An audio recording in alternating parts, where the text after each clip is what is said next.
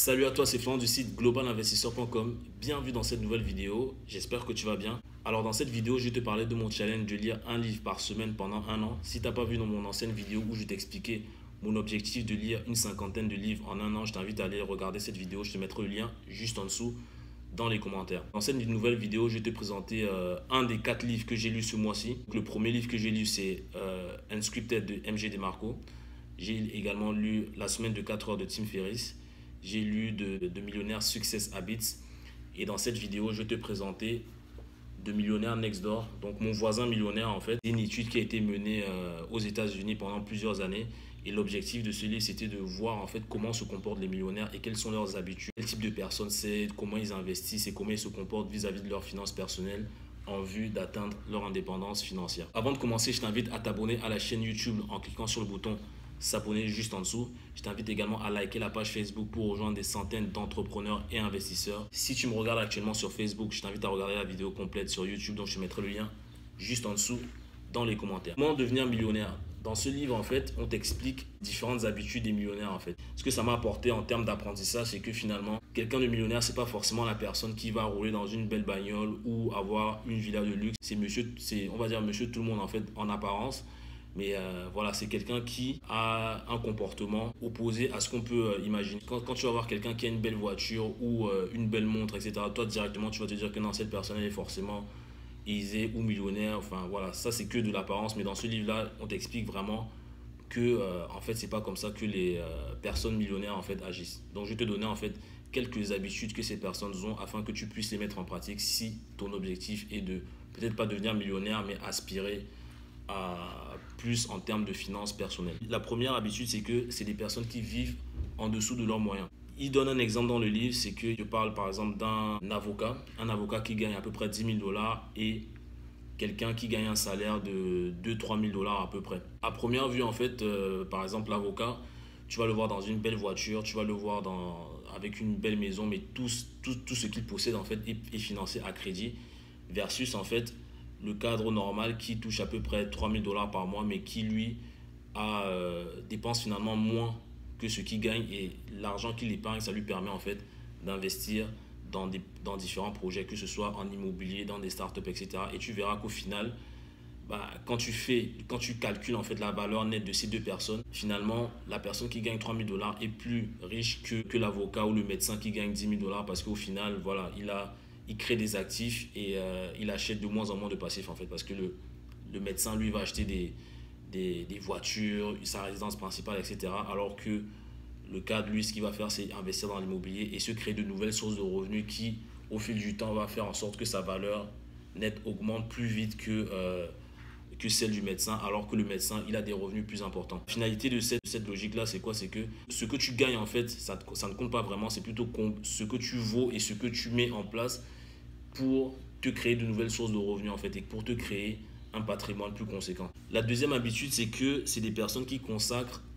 beaucoup de temps à leurs finances personnelles. Donc, tu vas voir que la plupart des millionnaires ou des personnes qui aspirent à être millionnaires vont passer beaucoup de temps à planifier, en fait, leurs finances. Donc, faire un plan d'épargne, voir comment ils vont investir, voir comment ils vont placer leur argent afin de le faire fructifier, en fait, avant même de penser à s'acheter une nouvelle montre, une nouvelle voiture, etc. Donc, ils vont mettre en place en fait des actions pour créer des actifs qui ensuite vont leur permettre en fait d'acheter des passifs en fait. Donc, typiquement, le jeune cadre dont je te parlais tout à l'heure, lui, ce qu'il a fait dans le livre, c'est quoi? C'est il a investi dans l'immobilier avant même de s'acheter une voiture. Et après, c'est grâce à l'immobilier qu'il a pu s'acheter une voiture, enfin la voiture qu'il voulait en fait. Donc, je vois que c'est deux façons de faire différentes. Donc, les personnes qui aspirent à être millionnaires vont passer plus de temps à gérer leurs finances personnelles et se projeter en fait à long terme afin de tirer en fait de nouveaux revenus pour se satisfaire. Les personnes qui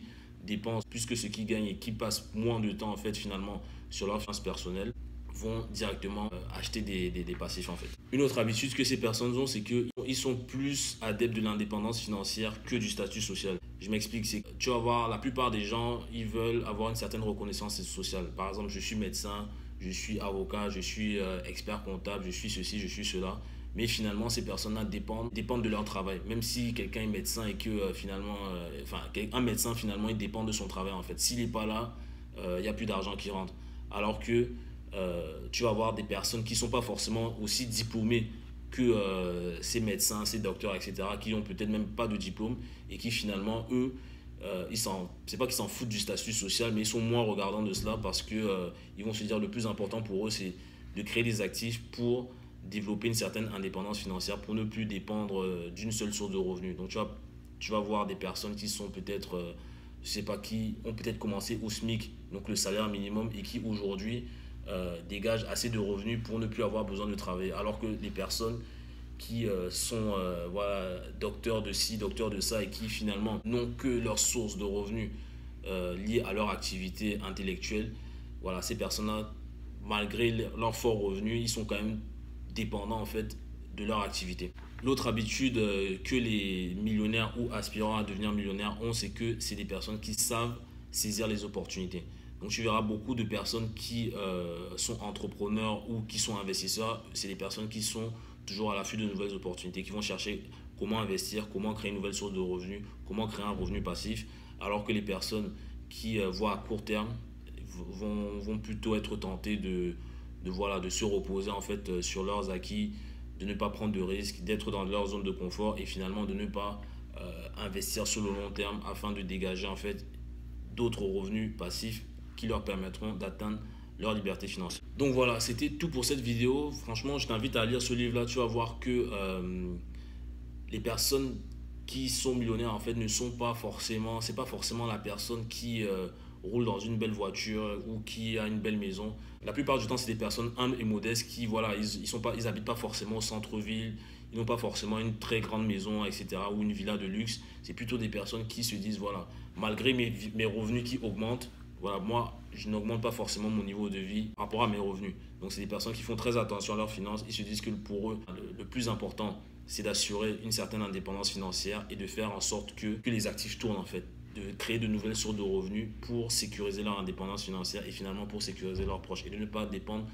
d'une seule source de revenus, comme par exemple un médecin qui n'entreprend pas à côté. Je ne suis pas en train de dire que les médecins n'entreprennent pas, mais la plupart des personnes en fait à fort revenu, ils vont avoir tendance à voilà, de ne se reposer que sur ces revenus-là et de ne pas voir à côté, de ne pas saisir d'autres opportunités, de ne pas prendre de risques pour créer de nouvelles sources de revenus qui vont favoriser leur indépendance financière. Donc c'était tout pour cette vidéo. Si tu l'as apprécié, je t'invite à la liker. Je t'invite également à commenter, à me dire ce que tu en penses. Si tu as d'autres livres que tu as lus, que tu peux recommander à tout le monde, je t'invite à laisser un commentaire. Et moi, je te dis à la semaine prochaine pour une nouvelle vidéo où je te ferai le résumé d'un autre livre. Ciao.